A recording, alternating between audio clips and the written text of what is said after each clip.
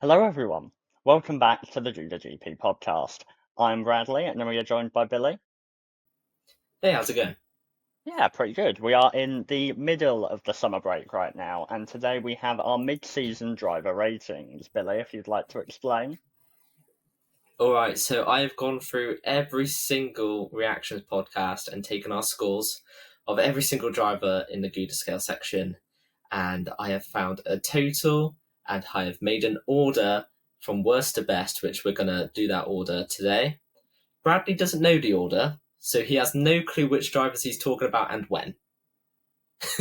So that's going to I'm be about as really fun. prepared as I am for any other podcast. Yeah, so you've got about as much preparation as we normally get of me having some notes and Bradley coming in with just purely memory. So, I mean, I don't think there's anything else left to do but just get into it. So, our 21st rated driver so far this season after 14 rounds. I will say we haven't done it from the exact halfway point of 12. We've done it for all the races so far. Just to prefix that, it is all 14 rounds that we've had so far. So, anyway, 21st driver, Franco Colapinto, is our lowest rated driver on the grid this season with a 4.2 average rating from us. So, I mean, yeah, let's get into Yeah, it. Obviously, the only driver to start late this season. Um, I mean, yeah, coming in at Imola, and he didn't really shine. He's had a couple of races where we've actually only had a few races where we've both put him over 5. So I think that says it all, really. I mean, what do you think about Franco this year? yeah. I mean, it's tough. He's coming into a car that isn't quite competitive right now compared to other cars on the grid, replacing a driver that never really was given a chance, and also is Mm. in an environment that probably isn't that great. I mean, obviously, we know what Flavio's like. He has the history of interesting decisions in the Formula One paddock, I think would be the way to phrase it. And so that combined with keeping up his form of regular crashes that we saw in Williams, he has had some Mm. decent bursts of speed. I mean, on occasions he's outqualified Franco, but not Franco, Pierre. There we go, lovely. Look, it's been a long summer break. Okay, they're just forming into one. But yeah, no, not as good a time at Alpine as he enjoyed at Williams for Franco this season. No, for sure. I mean, I think when Doohan got let go for, I mean, he didn't get let go, he got swapped over for Franco. There was a bit of excitement because we saw what he did in the Williams straight out of the box. We know what he can do coming in mid season. Kind of like a Lawson in a way. Like, not many people thought it'd affect him starting late. Um, Obviously, he has struggled this year. I mean, that car's looked difficult in general, if I'm completely honest. But yeah, it's not been the shining times at Williams that we were hoping to see out of him. I think we want him to succeed. We want an Argentinian on the grid because, I mean, I don't know about you. I like having the Argentinian and the Brazilians. Like I love that part of the world being able to be represented in the sport. Um, so I want him to do well, but he hasn't started great. And there's also rumours of Paul Aaron possibly replacing him, as well as the many Bottas rumours we've had before the summer break. So yeah, P21 for us, not great. I mean, can't um, get worse, really. no, it can't get any worse. So whatever he does next round, I'm sure it'll be an upgrade. The only way is up. Exactly. Now, speaking of only his way is up, let's go to P20.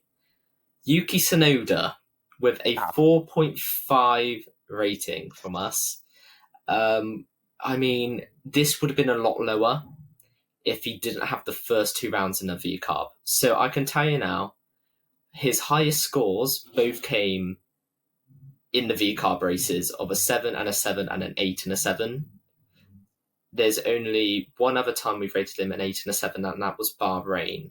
Apart from that, he's been around the 5s. He's had 2 1s from both of us in Austria and Great Britain. So, yeah, big big drop from back-to-back the 7s races and in 8s them he as was well. getting. Yeah. I mean, I'll have to go back. My memory's not great. I'm sorry, guys. But there was, 2-3 rounds in a row that he was last on the road. Obviously, Yeah, I'm assuming the Austria Austrian and GP Britain, rounds. yeah. I think there was one more after that, but somehow we escaped a 1 rating from both of us. I mean, this just really highlights the point of the Red Bull seat, doesn't it? Because you look at what he did in the V Carb, 7s and 8s. Like, if he kept up with that, maybe throwing a couple 5s in there, we'd be talking about him a lot later in this podcast. And it's such an interesting dynamic. I don't think I've ever recalled this in like an F1 season. So insane for Yuki to be talked about already. I don't think it's a reflection on him, it's a reflection on the car, but it's definitely limited his options for next year, whether that's Cadillac or another team. Yeah, no, I mean, it's a tale I think most would have expected, given how Perez's time ended, how Lawson's 2 races ended. I don't think it's necessarily a surprise. That ended before it began. I don't think it's necessarily a surprise that we're seeing him this low in the ratings, because even though we know it's the car, we still can't justify giving high ratings when he's performing like this. We know it's not all his fault. We know it doesn't reflect properly his abilities at driving a Formula One car. But also, we have to be reasonable, and he is performing significantly worse than, let's say, Lance Stroll this season. Just as an example. I can't even argue it because he's a lot further down in this podcast. But that's what I mean. So it's tough for Yuki and probably will not help his career in any way, but also given the nature of how this season's gone for him, it's not exactly a surprise. No, for sure. I mean, from one Red Bull seat to another, sorry. Bad manners on the phone in the podcast. I know, sorry, I got a message I had to check. Sorry about that. What? I wasn't talking during the podcast. Anyway, let's go. From one second Red Bull driver to another, Liam Lawson is next. Interestingly, with a 0.4 difference between him and Tsunoda, with a 4.9. Tough start to the season for Liam. Obviously, China, with his many last places. It was a tough start for him in his full-time Formula One career. And it took him a while to get going, even in the V Carb as well. But I've got to say, he has been trending upwards in the last few races. A couple of 8s from us, a couple of 7s as well.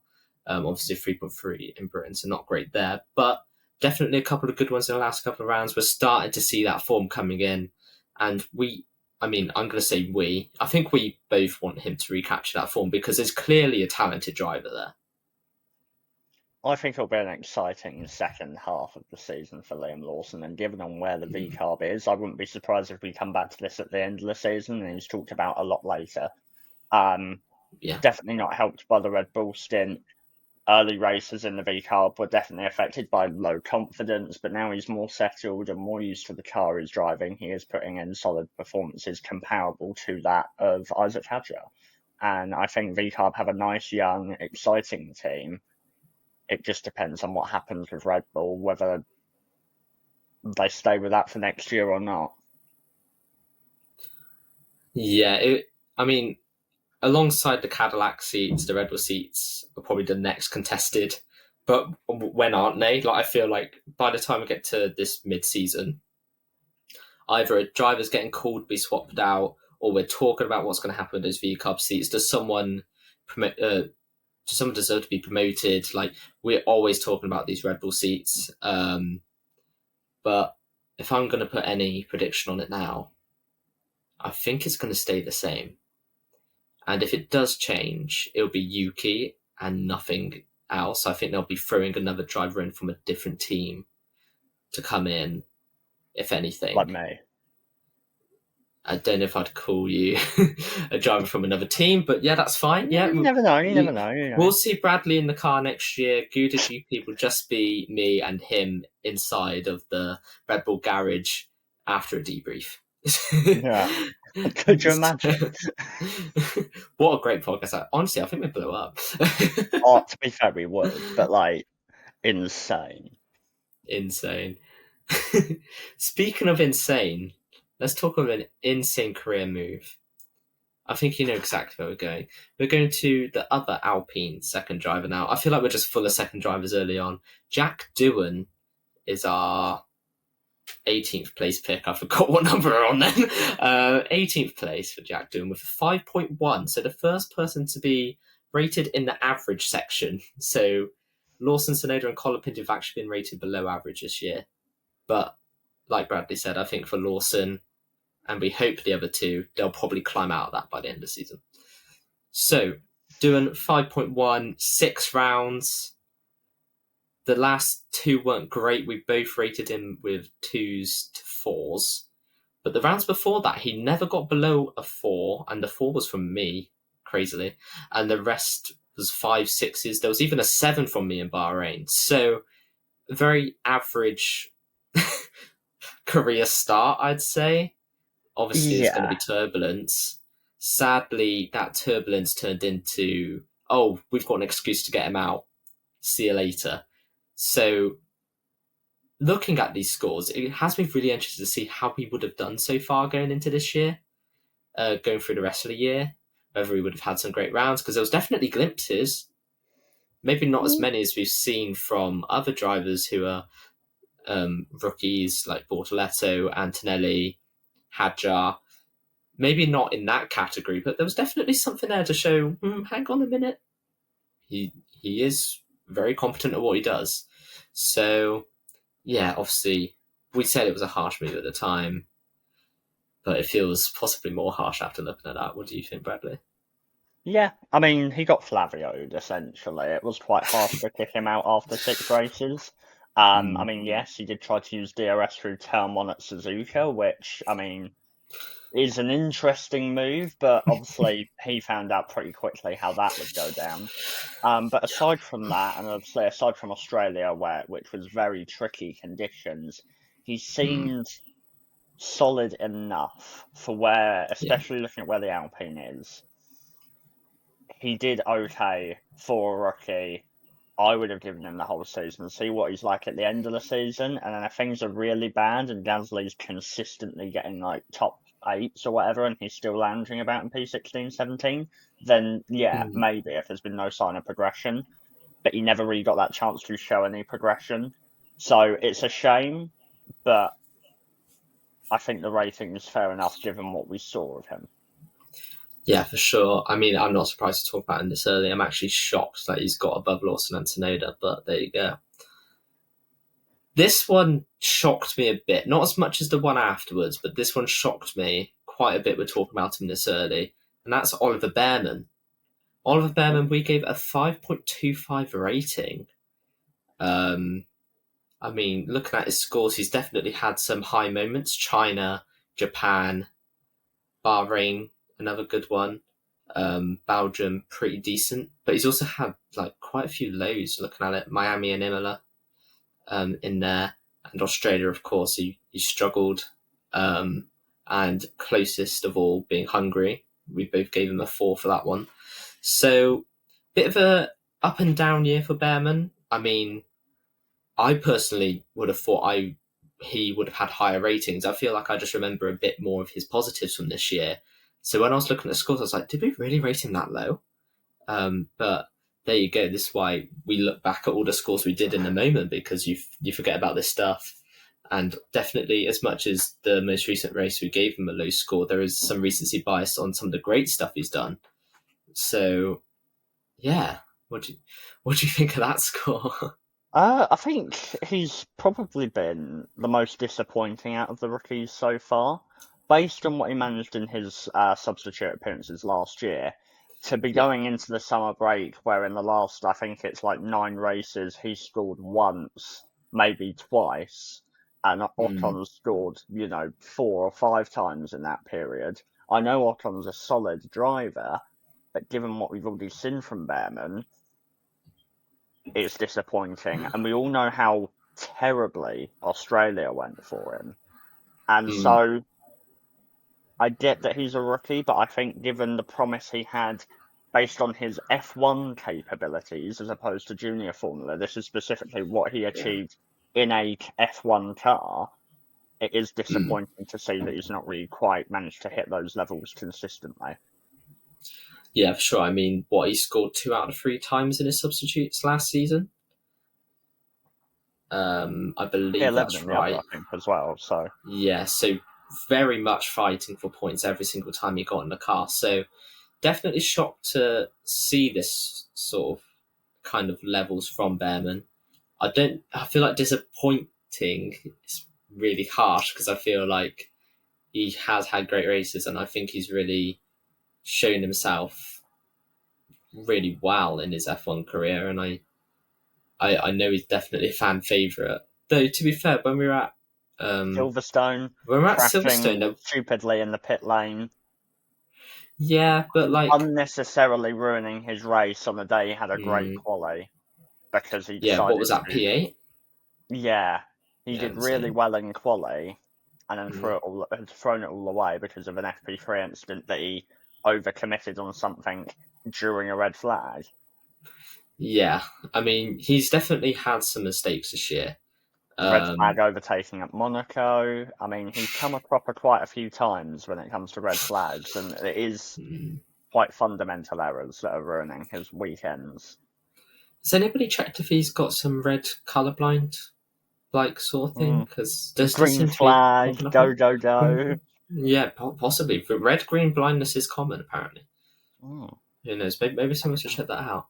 Anyway, speaking of red, I was not expecting to talk about Lewis Hamilton this early on. Like, I know he's had some tough races. I mean, we've never seen such a downbeat Lewis Hamilton in a season before, but this Ferrari seems to just be beating him down one after one. Um, so obviously, it's not a massive shock, but I just didn't expect to see him so early on. Obviously, it started off so well. We had China where um, he won the sprint. Obviously, we thought he was going to do a bit more in the race, and he did. Obviously, didn't end up that way, but definitely a highlight was that second round, and I feel like it's just been knock after knock ever since. Especially with Leclerc thriving in some rounds where Hamilton just struggled. It's definitely highlighted that it is a learning year this year with Ferrari, as much as people are like, oh my gosh, this just is not going well. He's going to retire. Obviously, he had that non-alcoholic beverage sort of campaign thing go out, and he just put 8 for the 8th, and everyone's like, "Oh my god, he's retiring!" And it was just a marketing campaign, which is really funny to me, anyway. Um, so yeah, so definitely a difficult year for him, and yeah, I mean, I'll pass this over to Bradley, who isn't as biased as I am. I mean, I think even Hamilton would agree that he's not been good enough this year.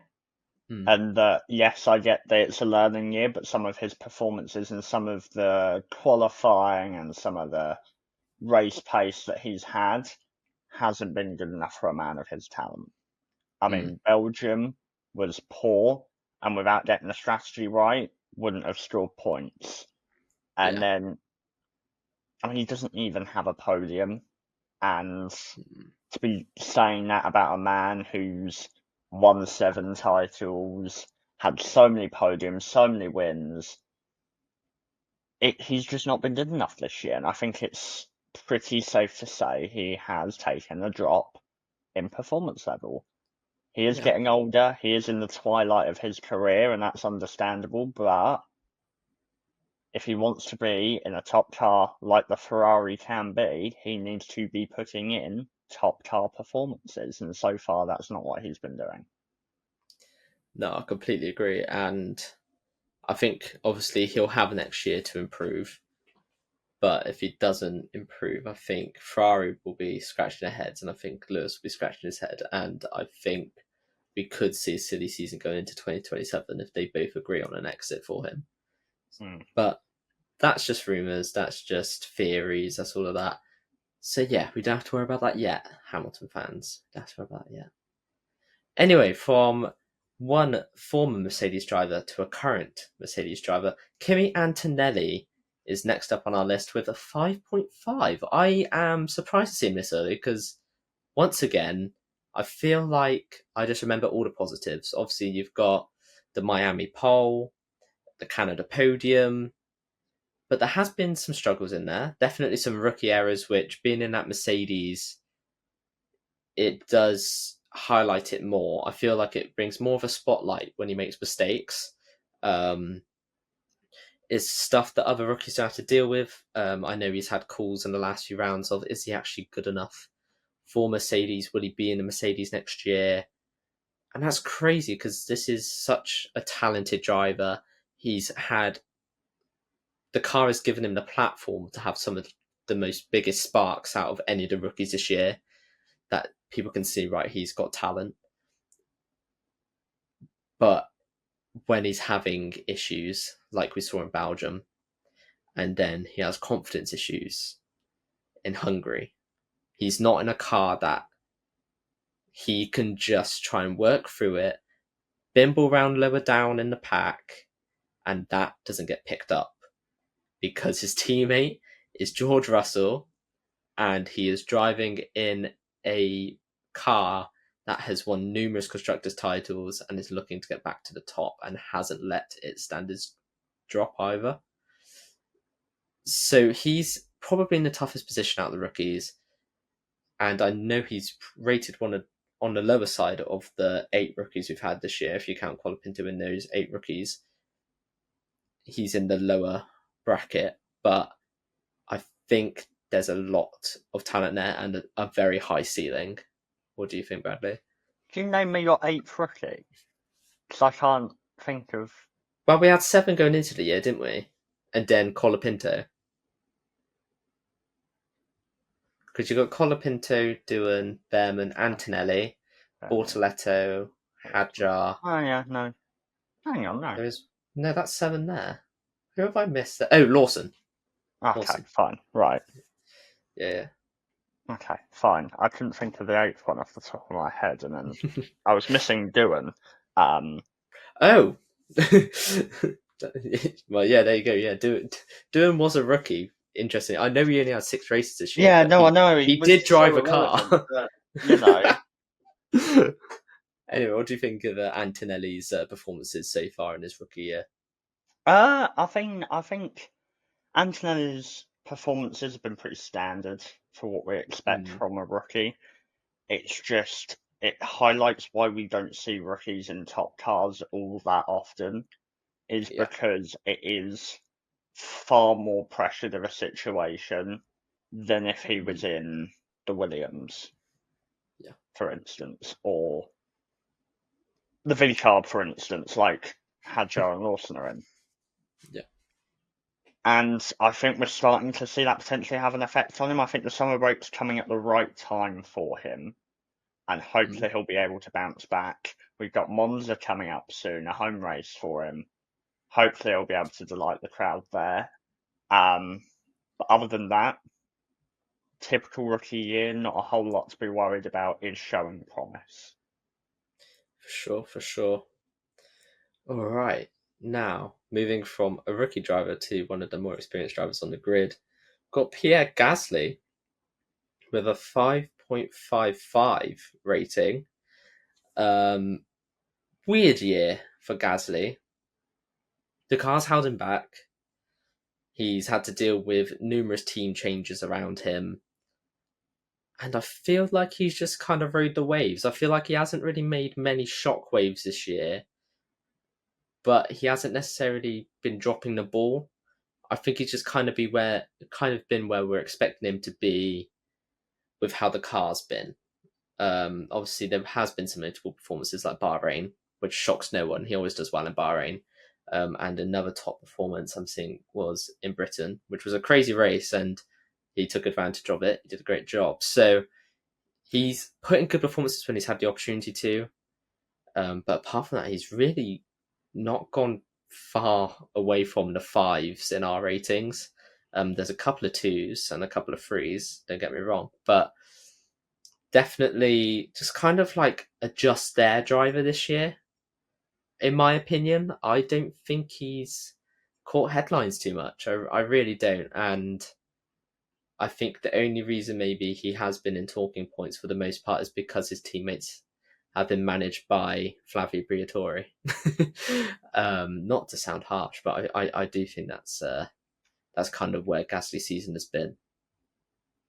No, I mean, I feel like he's doing the max he can with a car that's probably the worst on the grid. There's only so Mm, much a driver can do when bringing a car up levels. And so him being a just sort of there driver is pretty characteristic for a decent midfield driver in a yeah. car that's woeful. I mean, Mm, Alpine will need to sort something out because, I mean, they're heading less and less towards the factory team they once were. I mean, Mercedes engines coming in and mm, they're looking in a really troublesome position, both on the track and in their functionality in staff. I mean, we're seeing so many changes, not just for drivers this year, but we've seen over the past few years so many staff changes in terms of team principals and all stuff like that. People are leaving and it's not helping them form stability off the track. So Gasly's doing what he can, but ultimately can only do so much. for sure, for sure. Now I feel like moving on to our next driver, we've got a very similar sort of situation, and I feel like these drivers get compared a lot anyway. So I find it quite interesting that we've literally given them the exact same score with a 5.55, and that is Esteban Ocon. Even with what is apparently Bradley thinks is that I hate French drivers. So He what you does. could believe was skewed points rankings from me, he's still exactly there with Gasly. I'd say he's definitely kind of in the right place because I wouldn't say he's absolutely blown Bevan out the water, but I definitely say he's outperformed him, and that 0.3 of a difference based on the rest of the grid, that's actually kind of accurate to how I described it. It was probably a 0.3. Obviously, he's had some notable races. I feel like every single chance he's had to get points this year, he's done it. I feel like there's very few times he's scrambled points away. And I feel like you'll just be watching one of the races and you'll just look down and suddenly he's got that Haas and P10. You're like, where has that come from? Um, I think he's been really impressive this year, actually. He got some nines and tens out of us in China, and also a couple of eights in Bahrain and Monaco, and then also an eight from me in Canada and Belgium. So actually, I gave him a higher score across the um, first 14 rounds, which apparently I hate French people. So that's very interesting. I'll let you guys decide the verdict on that one in the comments. But yeah, I think a great year for Ocon. This move has been really good for him, I think. Um, Being a team leader and being the out and out team leader, I think, has he really had the opportunity to be a team leader before? No. I don't think so, no. So I think he's really stepped into that role really nicely, actually. And yeah, he's been showing why he's a great driver, why he's still on the grid, because obviously that Alpine contract did get cut and he was without a seat for a little bit going into this year. And you can see why Haas brought him in, for sure. Yeah, I mean, I would just like to point out that Billy has probably predicted Esteban Ocon as the Q1 exit for about 9 of the 14 races that we've had so far. So, his statements of, I don't hate the French, are pretty, well, I mean, you know. Um, but yeah, no, like you say, he's led Haas really nicely. And in a year where Haas have probably taken a slight dip down in terms of performance, despite scoring more points than they did at this point last year. Um, Obviously find themselves down in ninth in the constructors. I think it's an interesting year for Haas next year with Cadillac coming in, Mm. another American team. It will be an interesting battle between them if Cadillac are competitive, I think, and I feel like Ocon will be a good driver to have in a battle such as that. And now that you've pointed that out, I can't wait for the Drive to Survive episode for it.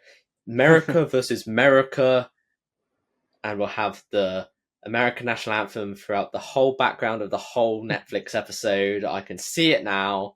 And Ocon and Perez crashing into a wall. Oh my god, I can see it now. Question is, if one of the American teams gets a podium, will Trump be there to lift the trophy for them? No, he only does that with English drivers. Yeah, obviously. Athletes, yeah, obviously, like Chelsea. Yeah. Mm. I do still love that picture to this day. Anyway, Norris, moving. please don't win in Kota or Vegas. It won't go well for you. Oh, it would be funny because Trump's skin color is the same color as the McLaren shirt. Anyway, I just put his face on the team wear for the weekend. it's like one of those cursed blankets that George Russell's absolutely obsessed with. Yeah. Oh man. Moving on from our American team, with Haas completely out the way now, we're going to go on to Kick Sauber and their first driver, Gabriel Bortoleto, with a 5.7 rating from us. I mean, he's had kind of like a so-so start to the year. He's in arguably one of the worst cars, for sure. That car's slowly getting better, and you're starting to see him improve alongside that performance. And you're starting to see what a rookie F3 and F2 driver can now do in Formula One in their rookie year. And he's had some great performances as of recently. Spain, he got an 8 and a 7 out of us, 8 and a 9 in Austria, and an 8 and a 10 in Hungary. So he's been doing great. He had some low scores at the start of the year. He got a lot of frees from Bradley between Japan and Miami. So definitely a slow start to the year, I'd say. But he's definitely shown in the last couple of rounds that he is one of the best rookies this year. And I think if Hadjar wasn't performing so well, I think you could make a case for him being the best rookie this year. So yeah, I mean, I wanted Bortoleto to do well this year. I had a ton of faith in him. I think I even predicted him above Hulkenberg this year. But then we've got Prime Hulkenberg from this year. So That is a crazy statement. Calling him Prime Hulkenberg. That is Prime Hulkenberg. He got a podium this year. You can't argue that. Oh man, you can't argue it. He's the only driver to get 10s from both of us in one round, apart from Verstappen. Interestingly, so yeah, I mean, it's been a great rookie year for him. I don't think anybody expected any less out of an NFT champion. So I'm excited to see how the rest of the season goes for him. I mean, it's an interesting one. I think Bortoleto is the driver that's probably most been affected by how car performance makes online fans perceive drivers. Because at the start of the year, so many people were saying Bortoleto wasn't good enough, he was making too many mistakes, la-di-la-da. And whilst obviously he did have those spins in China and Australia that come to mind straight away, one in Silverstone as well.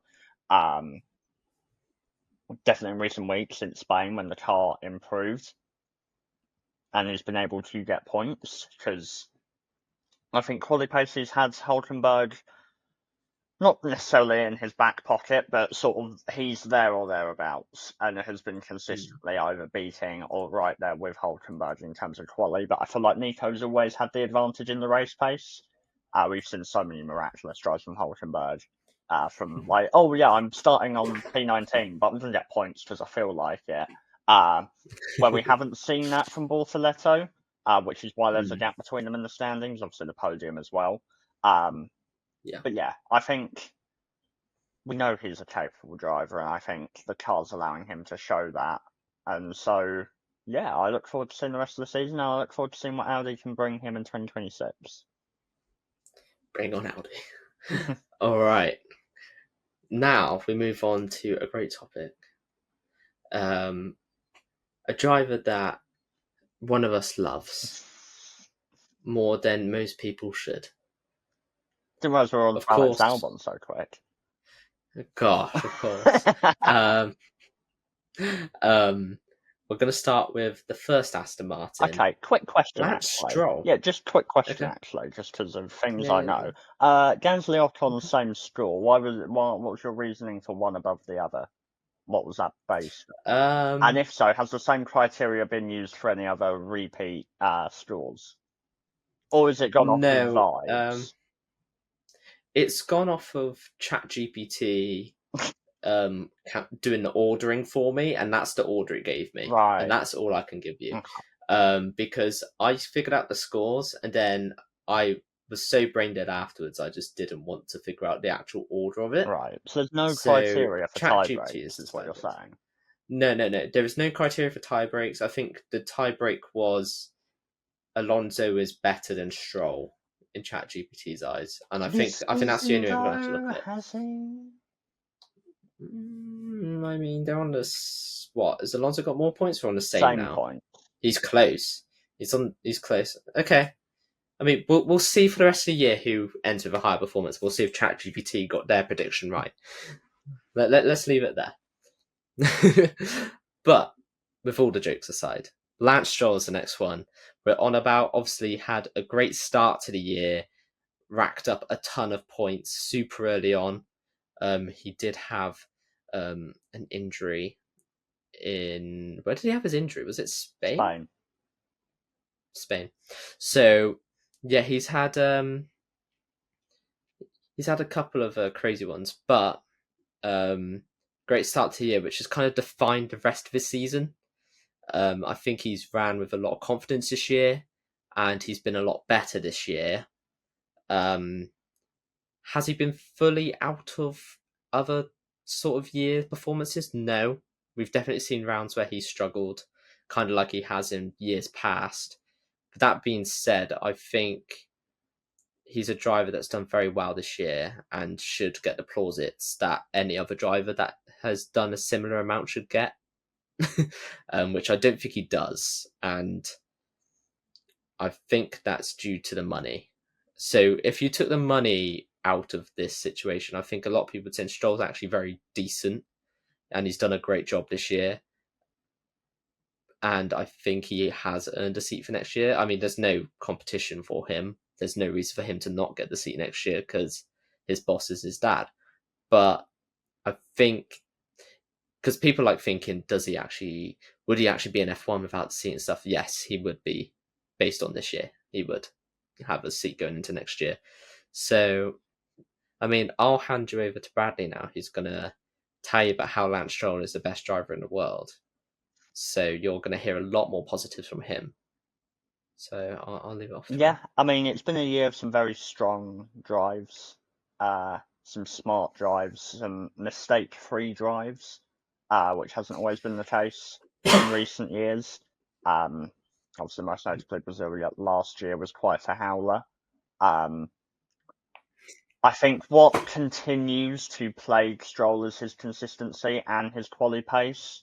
I think there's some races that definitely could have gone a lot better if fine margins means he gets out of Q1 rather than getting knocked out in P17. I also feel, sometimes the gap to Alonso is still too big. But if he can keep delivering performances like he did in Hungary, where, yes, he was behind Alonso, but he was putting the car where it deserved to be based on what Alonso was doing, I don't think neither fans of Aston Martin nor general fans of the sport can really have too many complaints. Yeah, for sure. I mean, yeah, I agree with everything you said.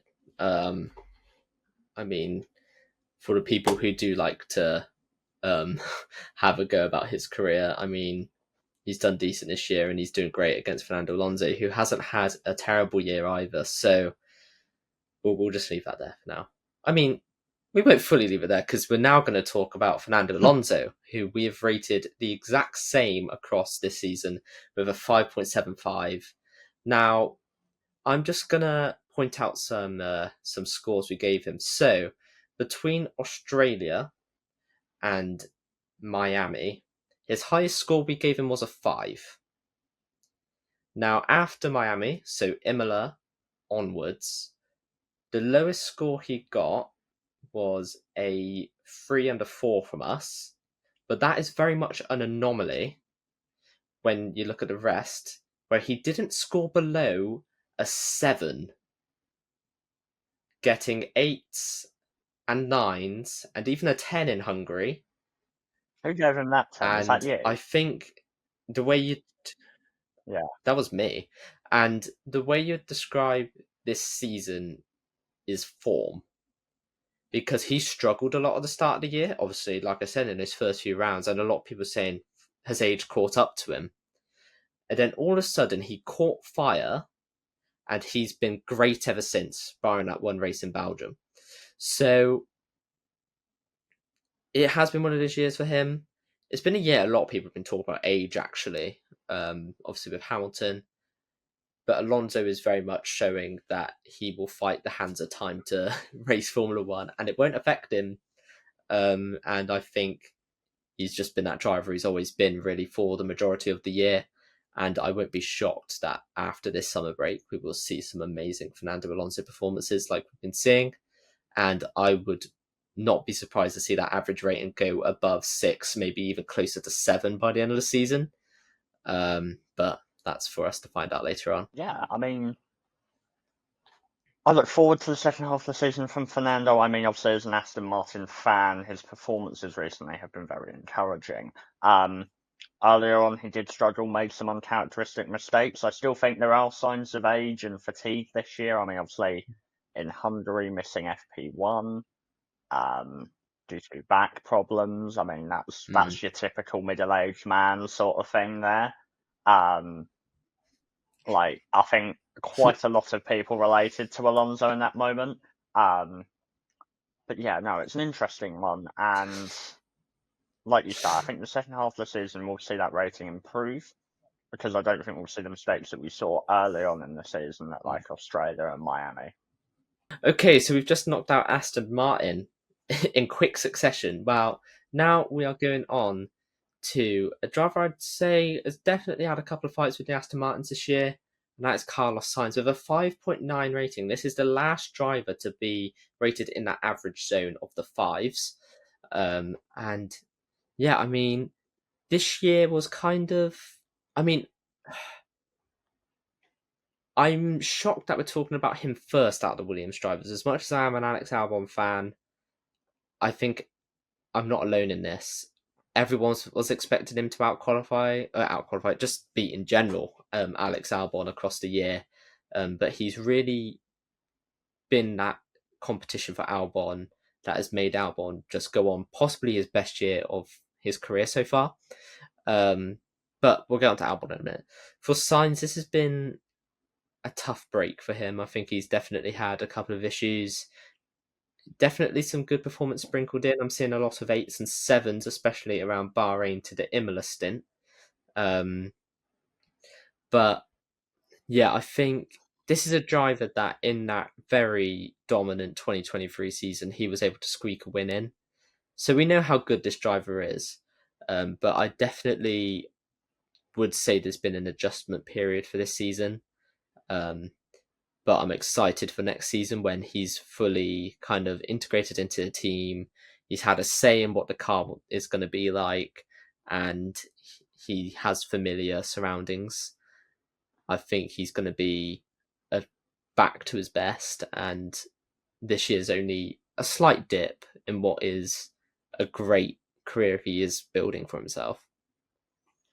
Yeah, I mean, he's had some moments of misfortune this year. I am slightly surprised he's this high potentially. I would expect him maybe a few places lower. But I think it's disappointing where he's sort of catching up to Albon now is the point where the Williams has slightly tailed off in performance as opposed to the start of the year. I mean, you know, he had that great result in the Spa sprint race. Yeah. But aside from that, his performances have come at a time when the Williams isn't as good. And it's a shame, so I think Williams could have built themselves up a lot more points if the performance had been switched.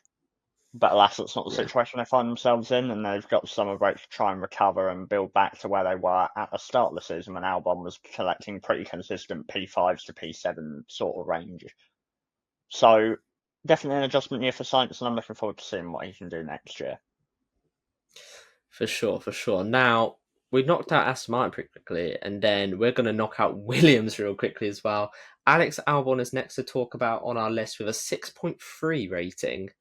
Um, I mean, this has been probably the best year of his career, while also being some of the most unlucky moments he's had in his career. I mean, he had 3 DNFs in a row around Canada. I believe it was Monaco and Spain. He also had DNFs in.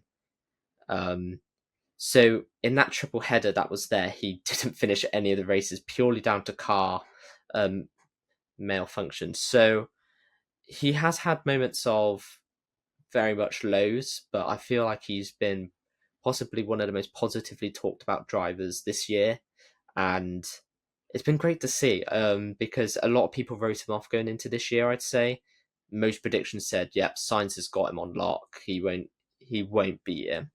And I think Albon has really put his foot down. He's taken advantage in the fact that he knows this team. He's been with this team for a long time. And he's used all of that to build a great season. And I really hope he carries on this form going into next year.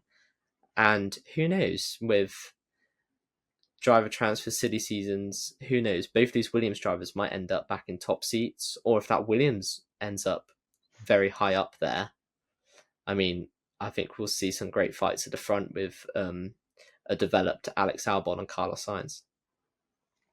Yeah, I mean, it's interesting. The year we've started this podcast was the year both our favourite drivers are having really good seasons. So, given you're a Man United fan, you might need to look into starting a football podcast, just to save yourself.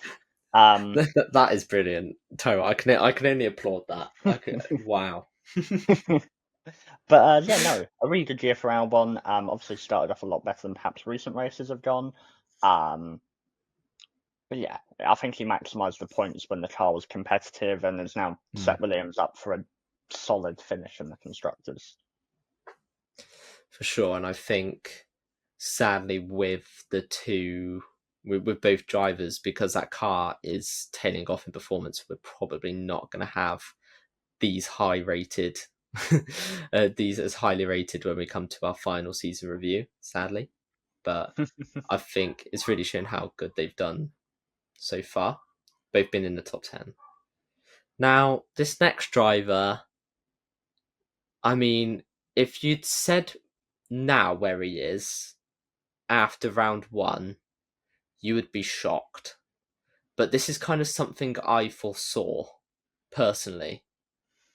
And that's Isaac Hadjar. Isaac Hadjar has got a 6.35 rating and is the top of the rookies, top of the French drivers, and is second out of the Red Bull drivers this year. He's pulled great performances together out of such a low of the formation lap in Australia, and he's been absolutely amazing. Now, saying that, he's definitely kind of gone into a bit of the just there category in the last possibly 5 to 6 races. Definitely not talked about as much as he was before when he was putting in performances like he did in China, Japan, Monaco, Spain. He had some great races and great performances this year. He's shown the most sparks out of anyone, I think. And the reason I say I kind of foresaw this was when I was looking at the F2 Championship from last year, they put up a season review video and you get to see all the highlights in one round, and they kind of put like a mini story together across the season so you can watch it and be like, okay, this is what happened. Watching that, I feel like Hadjar, I don't want to say was unlucky to not win the championship, because there was definitely moments that caused him not to win it that were on his behalf, but then also there was moments that weren't his fault that caused him not to win that championship. But from that review, I went, he's not too far off Bortoleto there. And with how highly rated Bortoleto was, I could definitely see that Hadjar was going to be great as well. And I think, apart from Australia, he's been absolutely incredible and deserves all the plaudits for what he's done so far this year. And I'm going to let Bradley speak because I could waffle about this driver for a long, long time. Yeah, no, I mean, it's been a really good rookie year for him. I mean, decent amount of points. I mean, I think he's dealt with changing circumstances around him quite effectively. Obviously, changing the teammates quite early on, changing the team principal now. Um, Interesting times. It's not the easiest environment to work in. We know that. But I think he's dealt with it well, and hopefully it will earn him somewhere that's not the second Red Bull seat at some point in his career. Who knows? I mean, the biggest talking point for us at work, the work crew, is he a great shout for Cadillac? So Maybe. who knows? Who knows where it'll take him? But he's had a great year. Absolutely brilliant. Now, next driver, me and Bradley were talking in a little break that we had, and he wanted this driver to be a lot higher than he was ranked. And I've also said in this podcast that he is in his prime. Of course, we're talking about Nico Hulkenberg. First podium this year. He's the only driver to get 2 10s from both of us in a weekend. Obviously, he's also the only driver to get an 11 out of one of us this year, which was Bradley in GB. So it's just been a great season for Hulkenberg.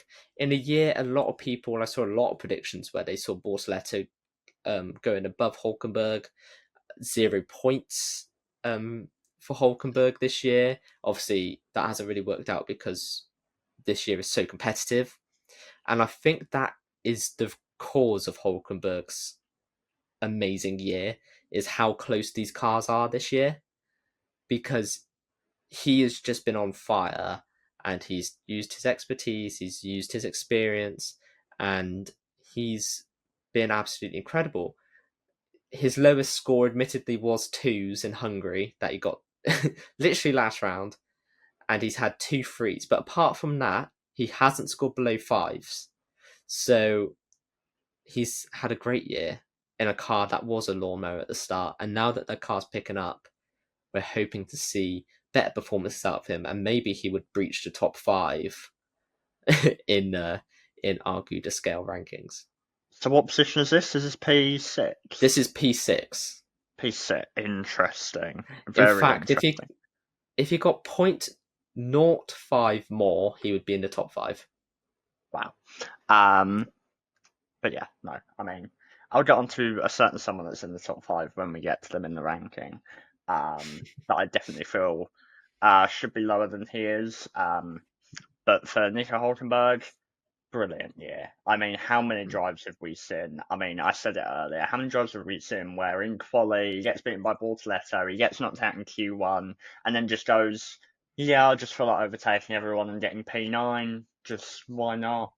And it's been a really valuable signing, I think, for Sauber this year, particularly when they transition into Audi next year. A man of that experience will be really useful for them.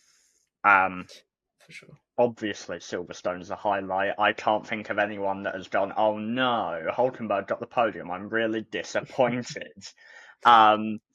Because I think every F1 fan wanted Hulkenberg to get a podium before he retired, and now it's happened. We can all be very happy, and I am happy for him. This season's been a delight to watch, and I'm hoping in the second half of the season he can keep these performances up. I mean, I can't remember what round was it, round 11, 12 of the season where he got his podium? Yeah, round 12. Round 12. So unfortunately, there's not another 12 rounds to go. But maybe that means at the season finale, he picks up another podium. Who knows? Maybe even a win. Maybe even a win. I think we'd all go nuts if that was to happen. But yeah, no, really strong season. For sure. Now we have reached our top 5. Now, Bradley's going to disagree with me on this statement, but I think when I look at the top 5 in my head for this year, this is exactly the top 5 I would give. Maybe not the order, but definitely the top 5 I would give from this year. Now, P5 we have given to the Mercedes driver, George Russell. Now, this is a driver that almost didn't have a seat going into next year. It's still not confirmed. but the driver that was going to take it is confirmed he's going to stay at Red Bull. So, yeah, George Russell, he got a 6.65 out of us, actually tying with Hulkenberg. So Hulkenberg did tie the top five. But, yeah, I mean, Russell has really delved into that team leader role amazingly this year. I feel like he's taken Kimi under his wing really well. And that's before we start talking about on-track performances. I mean, obviously that win in Canada, he's had a couple of tens from us with a 10 in Bahrain from Bradley. Apparently I'm quite harsh on him because I didn't give him many 10. No, I didn't actually. I gave him 110, which was Canada, and 1-9, which was in China. So apparently I'm harsh on Russell, apparently, but he's been great this year.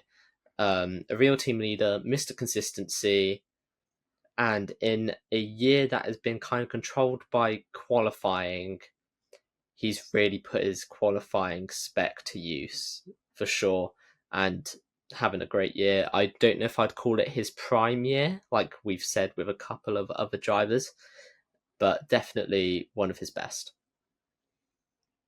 I'd say it's the best of his career so far, but whether it's his prime is yet to be determined. I think what does strike me as interesting is that I didn't realise George Russell was at least partially French. Oh my god. But there we go. You learn something new every day. But yeah, no, The a really strong allegation. season.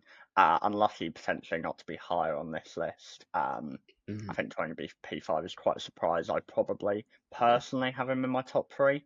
I think I if I agree. was doing this solo, it's how the numbers have come out. I don't always agree with the numbers, especially regarding certain drivers. But there we go. I mean, look, really strong performing season. Someone needing to be stepped up has stepped up. I think the main issue is Merck are still quite inconsistent when it comes to car performance, and he will do all he can, but sometimes that won't get him on the podium. For sure, for sure. Now, I think we're moving on to the driver that Bradley is talking about not being in the top five if he used to do it by himself. And that is Lando Norris with a 6.85 rating, so quite a jump. Number four is in number four for us. Um, this year, how would I describe this year? I would say this year his main word has been confidence. Every time he's been at the peak of his confidence, he's won. No doubt about that. He came into the season bookie's favourite. He came in knowing he was the guy that is going to win this championship, and he won the race. He was flawless in Australia.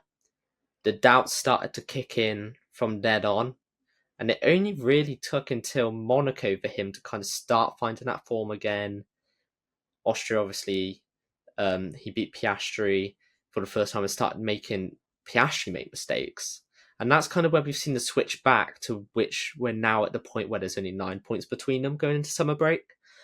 So bit of a up and down year, weirdly, for Lando, as much as he's right there in the thick of it. So yeah, you're only laughing because that's now a KSI song. Anyway, but yeah, it's been a weird one for Lando. If I'm gonna put a little motocross perspective into it for all of our motocross viewers, Yeah, I'd the describe point .7 of a motocross fan we have. the .7 we have. He's very much a Cooper Webb in terms of you give him a little bit of confidence and he'll run a mile, and we've definitely seen that this year. Um, and fun enough, we saw out a Cooper Webb this year, but I digress. So yeah, I mean, I'm going to hand this over to someone who's going to be a lot more negative about the number four. And yeah, I mean, before he does say anything, I'm actually just going to highlight he did win his home Grand Prix, which was massive. He needed a bit of help, but he did do it. But he got it Needs on a lot merit. of So help, but there we go. here he comes.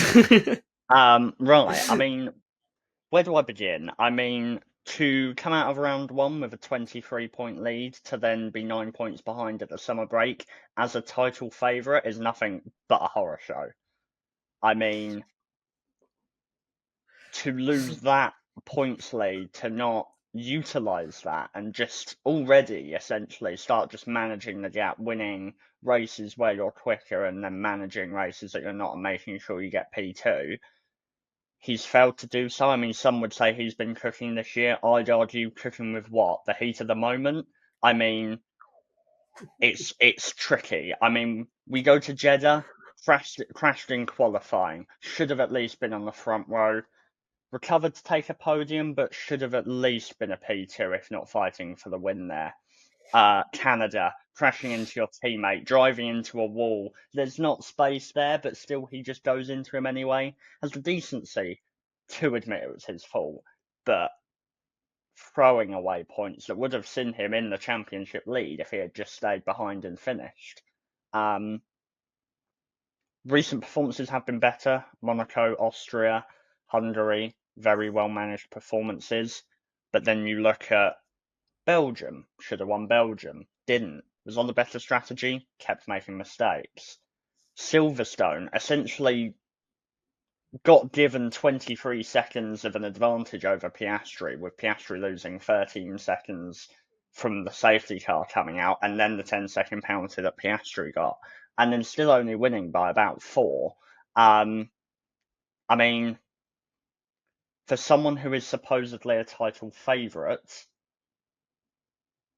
we wouldn't see this type of performance from people like Hamilton or Verstappen in that position.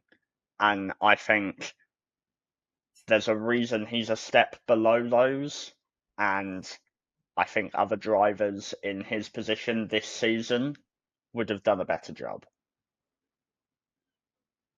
Interesting. Now, I have just checked the stats, and for some reason, we have just had a watch fall off. Everyone has just stopped watching after that take. All our Lando fans have just absolutely gone wild and have started unfollowing us as well. But hopefully, we're going to talk about a more positive note now with the next driver and with the other Ferrari of Charles Leclerc also getting a 6.85 rating. That Ferrari hasn't been perfect this year. Oh, trust me, we know about it. But I feel like Leclerc has, with all the issues that Hamilton has had, we're really noticing what Leclerc can do and how he can work in a real tight working window of a car. We've seen numerous podiums out of him. I actually forgot he podiumed the first round until I was looking through the scores. And he somehow only got a 7 and a 6 out of us for that. You can tell how early it was in the season for it. So, great performances. I believe his highest scoring from us was Monaco and Hungary, both being given 9s. I mean, what more do you say about Leclerc? He's been great. And yeah, what more do you want to say? I mean, we'll probably be Before discussing we get on to that, Ferrari. I'm getting a call real quick. Sorry, I just wanted to give enough pause that you can just come straight in. Give me 2 seconds. Let's have a nap.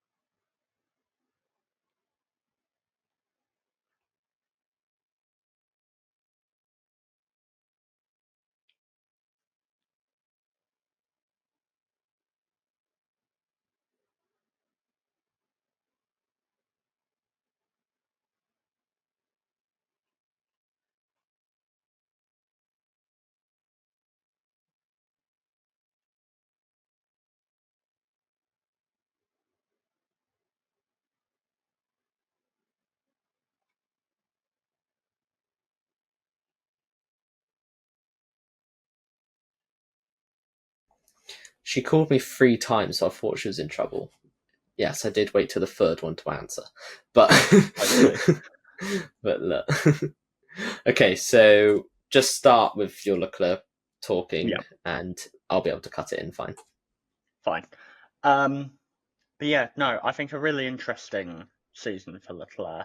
I feel like we'll be talking a lot more about Ferrari as an establishment next week, um, in terms of some moments that have happened there. But I think overall, Leclerc's done well with what he's had. I mean, it's not been ideal for Ferrari. They've had races, they've been right up there, races that they haven't been right up there. Um, but yeah, I mean, outclassing Hamilton, really making him look like a prime Kamui Kobayashi. But like, yeah, it's a tough season. It's not the season Leclerc would have wanted, but I think he'll be looking forward to the regulation changes, seeing if Ferrari can find a way to unlock some performance there. I think we're all hoping so, and based on how the last regulation change went for them, maybe we will see some glimmers of hope. Hopefully. Anyway, alright, now the top two. Finally here. Now, who do you think would be next? Well, it's a rhetorical question. And it is Max Verstappen with a 7.05. One of the, wow, he's the first driver to be in the sevens. Shows how great of a year he's had. And yeah, he's had a point 0.2 difference to Leclerc and Norris across the year for us, which is quite big in the grand scheme of things. Look, he's been stop. um, he's been brilliant, especially the start of the year, the win in Japan. You can tell this driver that had such a dominant 2023 is the reigning champion. You can tell, as much as the car isn't there, he can still pull that car up the grid like no other driver can at the moment. Um, he's been absolutely brilliant this year. As the car gets worse and worse, we're starting to see the ball and chain of the car now drag him down to only just scoring a couple of points here and there. But it can't discount the year he's had. When the car was semi-decent, he put it in a top spot, and he's done multiple pole positions, and he's just been Max Verstappen, you know? So yeah, I mean, it's been a great year. I think we'd probably be sitting here if he was in the McLaren this year, probably not having a title fight that we're having. So I think it just speaks volumes of Verstappen, really.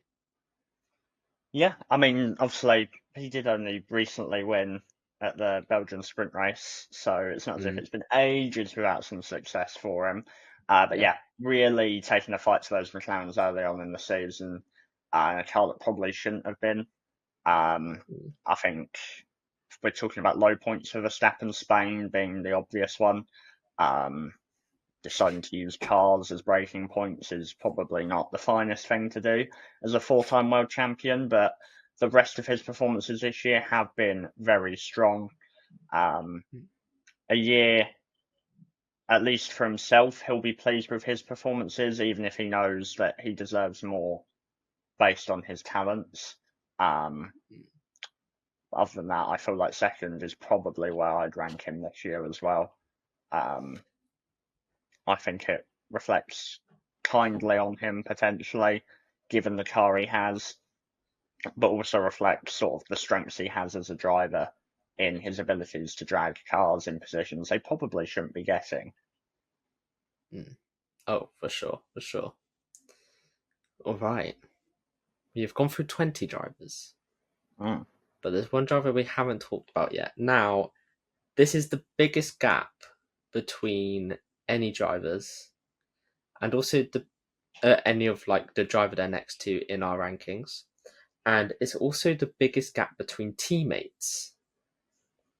Oscar Piastri is our highest ranked driver from this year, the championship leader, and definitely the standout from this year. And he has got a 7.65 rating from us this season. which is insane to begin with. That is major consistency. Um, and he's 9 points up on what was a difficult start to the season in terms of Australia, but he hasn't really looked back since. And I mean, yeah, I'm looking at the scores. I've never seen so many sixes and ups in that table in my life. So yeah, I mean, Oscar Piastri, what more do you say about him? Championship leader, very cool headed. He's fighting for that number one seat in that McLaren. But there's definitely some favouritism against him at times. But what more do you want to say about him? There's so many standout performances. Bahrain, Spain. I mean, the list goes on.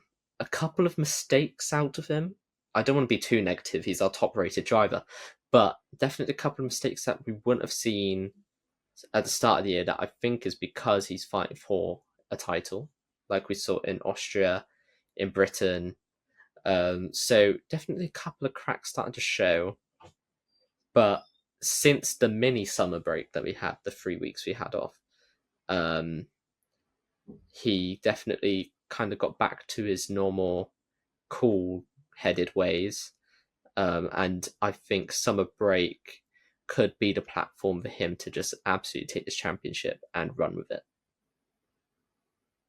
I think the key difference between Lando and Oscar this season is that Lando got given a 23-point advantage after Australia, and is 9 points behind at the summer break. And we're talking if that role had been reversed and Piastri went on to win that race with Lando coming P9, it would be Oscar Piastri going into the summer break with a 55-point lead in the championship. And so Australia is a massive turning point against him, and yet he's still leading. Recent weeks have not always gone his way for strategy, but he's still managed to negate points where he's been able to. So whenever Lando wins, getting P2 and sort of just minimising the points he's losing, whilst also still picking up wins here and there. It's tight. I look forward to more fights between the McLarens in the second half of the season. But I think based on the first half alone is more than deserving of our number one spot. For sure, for sure. Now, everyone, that is our mid-season driver ratings for this year. Do you agree with them? And is there any that is majorly off for you? I think the biggest shock for me was how high Hulkenberg was, because I knew how good he was, but I just didn't expect to see him that high up there on the list. I mean, Bradley, was there any for you that you felt was crazy out the way to what you expected?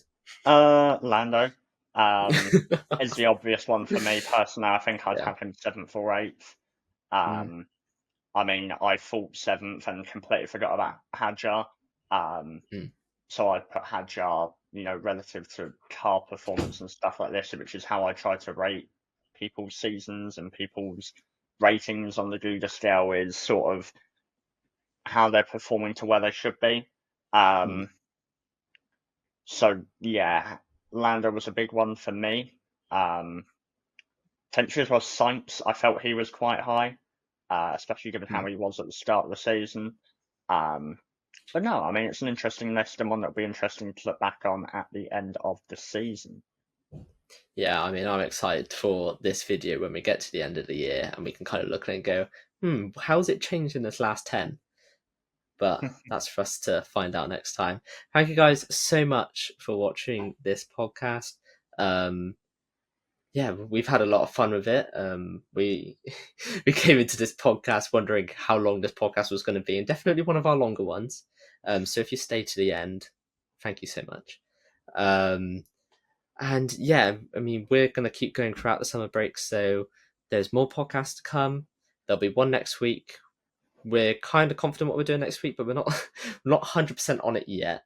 So we're not going to confirm what we're doing for next week, so you're going to have to find out. So if you're really eager to find out, maybe hit a subscription on our YouTube, maybe follow us on one of our streaming platforms. There's the little plug for you there. And if you want some of the memes that we post and some of the behind the scenes stuff, maybe you could have a look at Bradley's Twitch, or you could look at our TikTok.